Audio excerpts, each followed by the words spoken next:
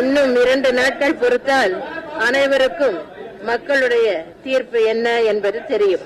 அன்றைக்கு கச்சத்தீவு இலங்கைக்கு தாரை வார்க்கப்பட்ட போது ஏன் பேசாமல் இருந்தார்கள்?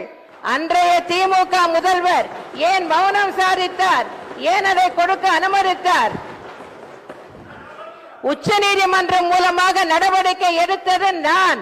2008ஆம் ஆண்டில் மத்திய அரசை அணுகி எந்த பயனும் இல்லை என்று தெரிந்த பிறகு நான் தனிப்பட்ட முறையில் அனைத்து இந்திய அண்ணா திராவிட முன்னேற்ற கழகத்தின் பொதுச் செயலாளர் என்ற முறையில் உச்ச நீதிமன்றத்தில் வழக்கு தொடர்ந்தேன்.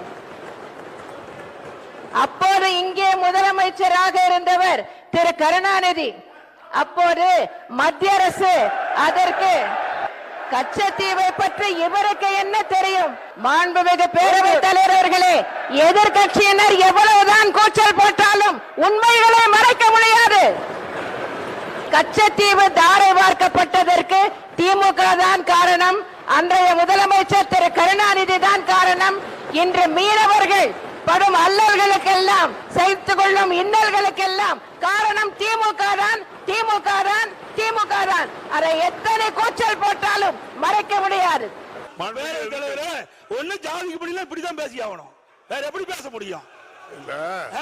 என்ன பேச முடியும்? உங்களுக்கு சரக்கு இருந்தால பேச முடியும். நீங்க முதலமைச்சர் ஒன்றுக்கும் வார்த்தை எல்லாம் பயன்படுத்தாண்டா. அது நீங்க முன்னால இப்படி பேசுற என்ன அர்த்தம்? நீங்க சரியான முறையில் என்ன சட்டமன்றம் தானே, ஒரு மூத்த உறுப்பினர் மற்றவருக்கு வழிகாட்டியா இருக்கணும். அதை விட்டுட்டு என்ன இதுக்கெல்லாம் பயப்பட மாட்டேங்க. மக்களுடைய பிரச்சனை உயிரை கொடுத்தாலும் காப்பாற்றுவாங்க. நீங்களும் அதே வார்த்தை என்ன எங்கிட்ட நடக்காது.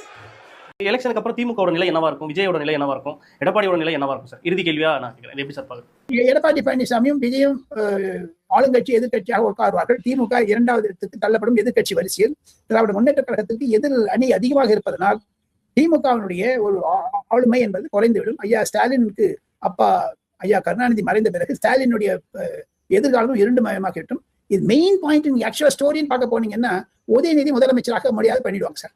2 பேர்.